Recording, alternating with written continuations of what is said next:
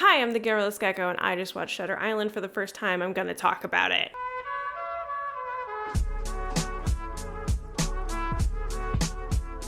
Yeah, I know Shutter Island came out in 2010, but shut up, we're talking about it now. I'm trying to find out if it'll tell me like where it was supposed to be, like what state? Boston. It's in Boston. All right, Shutter Island took place in Boston's island, Shutter Island, 1954. I can't speak. Just, you know what? Put all that shit together. So Shutter Island is for the criminally insane. And what this means is it's people with mental health issues that I guess killed other people. It's sort of vague. It's just like, yeah, they did crimes. I'm like, cool, great. More misconceptions about mental health. Love it. Teddy, this U.S. Marshal, is like, I'm gonna go to this island and find this missing patient. The only thing they tell us about her is that she murdered her 3 kids and then is adamant that they're still alive. And everyone's like, wild. Cool. I don't really know where I'm going with this. I just wanted to complain about, like, is this an intelligent movie? I don't know. Usually an intelligent movie or a good movie is defined by whether or not you think about it or it makes you feel something. And I'm sure I am feeling something, but it's irritation. Spoiler time. He was in the hospital the whole time, obviously. It's a 2010 film about the criminally insane. He's criminally insane. At the end of the movie, the director of this hospital, whose name I can't remember because who cares, is like, you were here the whole time, you're a patient. We've been doing this massive experiment to live in your delusions for the last 2 days to see if we can break you out of it, which is so irresponsible. And also, like, they must have told the residents, the other patients, something. You know, they must have told them, like, okay, we're doing this experiment, we're living in his delusion, because, like, they knew something was going on. And there's one scene with this one woman who, and quote, said she axed her husband for, I don't know, cheating on her. The way she explained it, honestly, it was not, I'm on her side. It's fine. She asked for a glass of water, and Teddy's partner, Chuck, who's at the end of the film, you find out it's actually a psychiatrist, goes to get this glass of water, and the woman writes run on Teddy's notepad. And, like, Teddy thinks that there's this whole conspiracy theory that they're experimenting on the patients and, like, doing lobotomies and all this wild shit. And it's like, I mean, they're not doing anything out of the ordinary for the 50s with mental patients. Like, yeah, they were doing lobotomies, but only if the state told them to. Like, the director's whole thing was he wanted to, like, deal with them humanely, which is, I guess, their excuse for doing a movie about people with mental illness. We'll get back to that. Like, clearly this woman either knows something or, like, why is she telling him to run? Is she playing along? Is she playing along with the delusions? Is that what they told her to do? Or did they tell her, like, did they tell all the other residents what his delusions were and why they were doing it? Did they tell them that if they didn't, like, break him out of his delusion, he was going to get lobotomized? Because if they did, that's a HIPAA violation. That's a HIPAA violation. I mean, I get it, it's the 50s. Maybe they didn't, when did HIPAA happen? Hang on. When did HIPAA? 96. Okay, there was no HIPAA in the 50s. They can do whatever they want. I guess they can tell them whatever they want. Thinking back on, like, the events that happened in the movie, like, it doesn't really make sense. Like, they're clearly trying to, like, like, put you off the trail, because, like, the ending is so obvious that they were trying to, like, make it less obvious, I guess. Because, like, the scene when Teddy goes to talk to the director close to the end of the film, and he's like, where's my partner? My partner's missing. And the director's like, what partner? You're the one who convinced him he had a partner. Why are you lying to him now? Like, why are you making his delusions worse? Like, this whole, I get that, like, it's an experiment, and it's like a last-ditch experiment to, like, save him from the lobotomy or whatever, but, like, it's absurd. Like, why would he lie to him at that point? To, like, I guess they were trying to manipulate him to go to the lighthouse? Why? I don't, like, it's sort of weird that he would, like, he's playing along this whole time and then does that. It just seems really strange to me. And then, like, the other doctor, the German guy, again, I don't know anyone's name. He's, like, antagonizing Teddy. He, like, when he first meets him, he's like, I know you. Like, I could read you like a book. You're so good at deflecting. Bleh. It's like, okay, why? Why are you being like that? what purpose does that serve? You're just being an ass. Stop. This movie is supposed to be played so straight, and there's these scenes that are just so absurd, like I couldn't help but laugh. Like at the very end, when Teddy goes up to the top of the lighthouse and he sees the director, and the director's like, "Why you wet, baby?" He's quoting Teddy from one of his delusions, because his, spoiler alert, his wife is the woman that they convinced him had gone missing. That woman never exists. Her name was Rachel. She never existed. It was just like a part of his delusion, because his wife was the one that drowned their kids, and he was the one who like made himself not believe his kids were real. So they were like, he was like confusing his delusions with like, he was creating a new reality. That's what I'm trying. He was creating a new reality where his wife wasn't his wife. It was some woman named Rachel who murdered her kids, and they were not related. He didn't have kids. That was his delusion.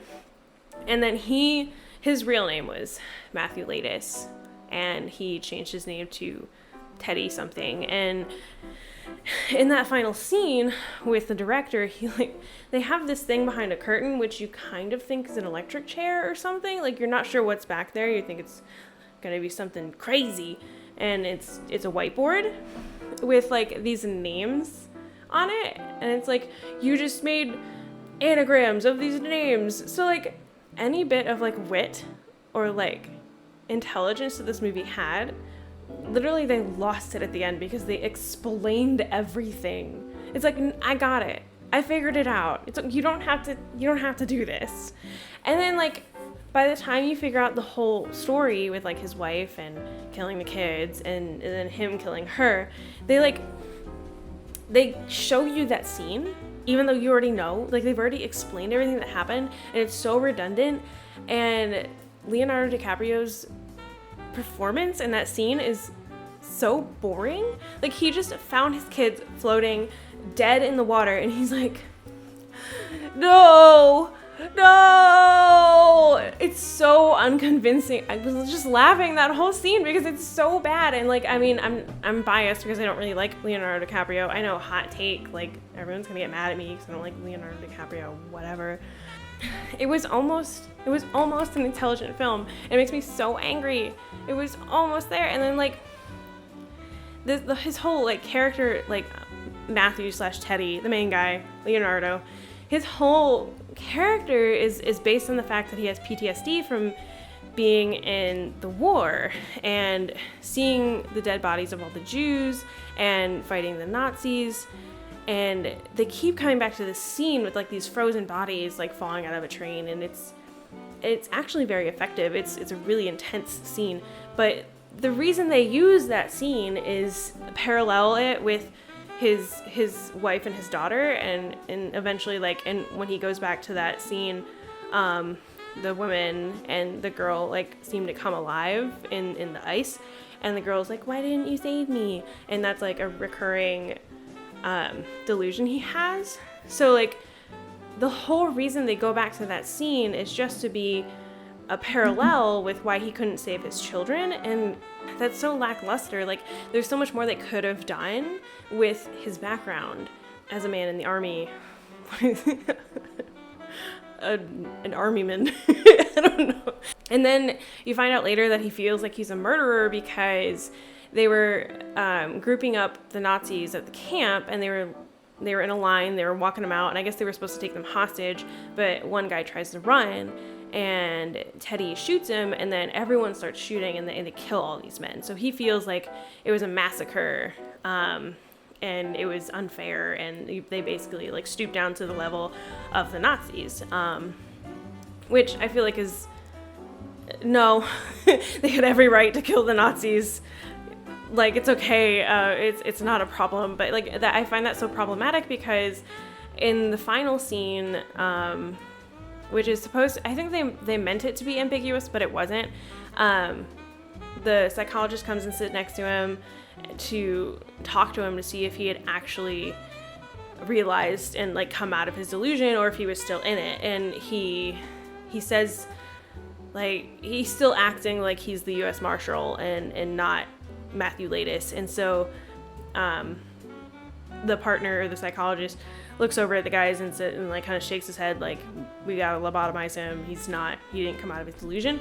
But then he says like, what's worse, like living as a monster or something else. I forget, but it basically like, I think it was supposed to be ambiguous and it's supposed to make you think, but really it's like, oh, he pretended to still be delusional because he couldn't live with himself. He wanted to be lobotomized. And that's frustrating because like they could have done something better with that. They could have made you think, because like I don't think that Teddy's character was a monster.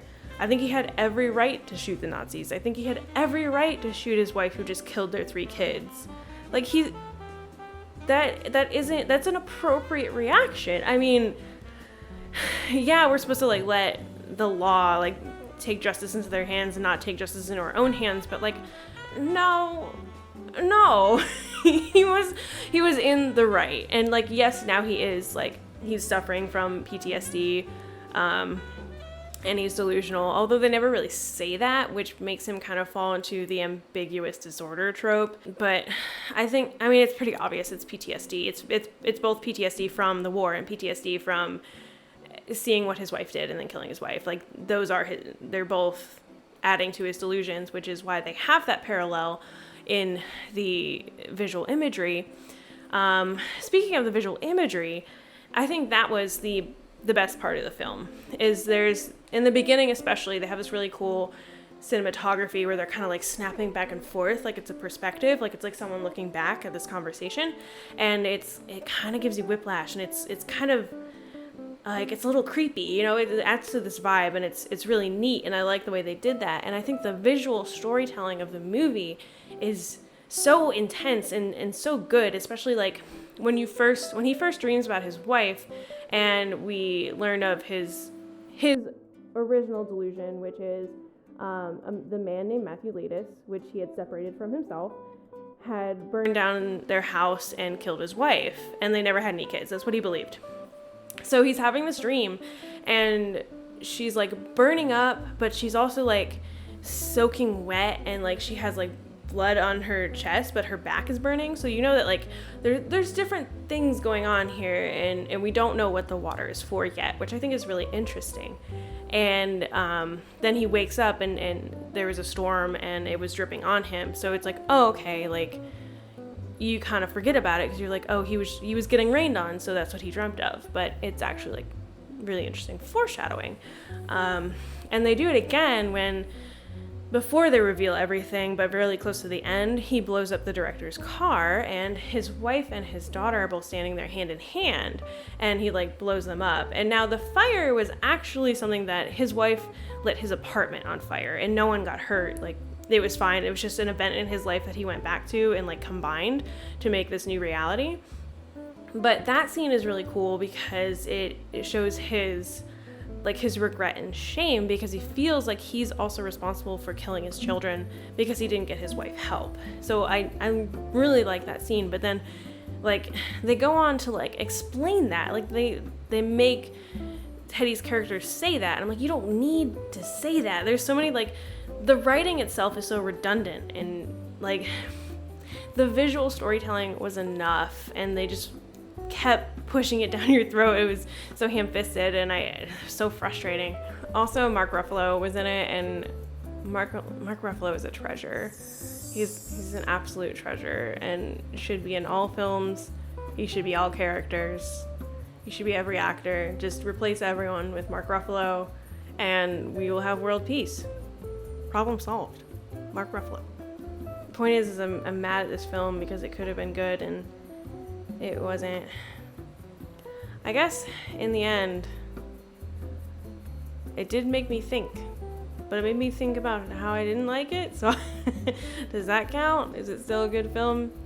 It's by Martin Scorsese. So career, there's gonna be so much of this, and it's just gonna get cut out. Matt, I hope you enjoy me just talking about Shutter Island and how I don't like Leonardo DiCaprio for 15 minutes. You're welcome. I can't remember if I like Martin Scorsese, so I have nothing to complain about. He's just one of those like action boys, you know, like Spielberg, and he's like one of those classic directors that like everyone loves, and he's like, you know, probably had something to do with like a revolution of modern media or whatever, and I'm like, whatever, who cares? Blah. I'm so counterculture. Blah. Well, in the end, I would give Shutter Island a 2 out of 5 stars for impressive visual storytelling and compelling cinematography. Otherwise, I was going to talk about the acting. Yeah, so I felt like the acting was really phoned in from like everyone. Like everyone felt really phoned in, but you know, everyone is supposed to be playing a character that's pretending to be in a man's delusion. So maybe it felt off because they're all playing a character that's playing a character.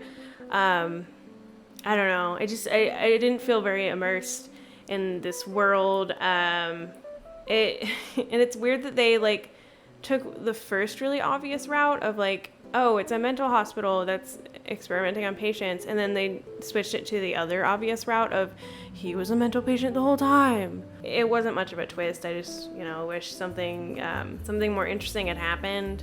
For a 2010 film, I mean, when did Inception come out? Leonardo DiCaprio was in Inception and Shutter Island in the same year, and Inception is an incredible film. And like I said, I'm not a huge fan of Leonardo DiCaprio, but that film is so encapsulating. I mean, you're just in it the whole time. One of my favorite articles, which is by Chowdhury, I know I'm butchering her name, she talks about how when you're watching a film, you revert to like your ego, like your child mind, because you're just like experiencing it and like not living in your reality. And like that's what a film should be. Like you should just be immersed in it, and like you should be a part of that world. Like you're not even an audience member, you're in the world. And with Shutter Island, it's just like, I've seen this a million times.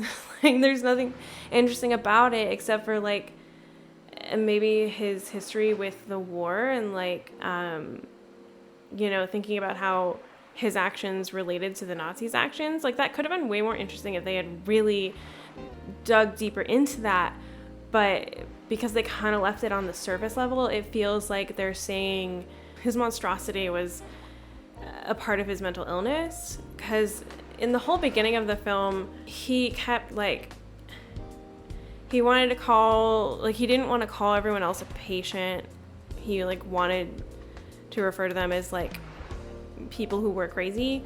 He wanted to be politically incorrect and he wanted to be mean. And there's this whole scene where he's like, I don't care about their calm. Like he wants them to be punished like criminals. And like, as you go out throughout the film, he starts to realize like, oh, I'm sick too. And I can see why they would have done the things they have done. And I think that's what the film wanted to do, was to like humanize these criminals. But it's so difficult when you're talking about mental illness, and especially when you go to that extreme and that's all you talk about, and you don't really talk about the other side of it, then you're just problematizing it, and it's a really dangerous thing to do.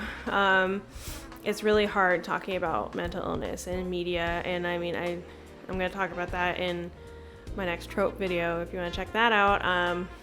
But yeah, so Shutter Island, 2 out of 5. Really great visual storytelling, but with lackluster performances and problematic representation of mental illness. Could have been better. I think the screenplay was what hurt the most. But yeah, so that was me rambling about Shutter Island, a 10-year-old movie, for 20 minutes. Thanks for watching. Please like and subscribe and check out my series on tropes. Bye.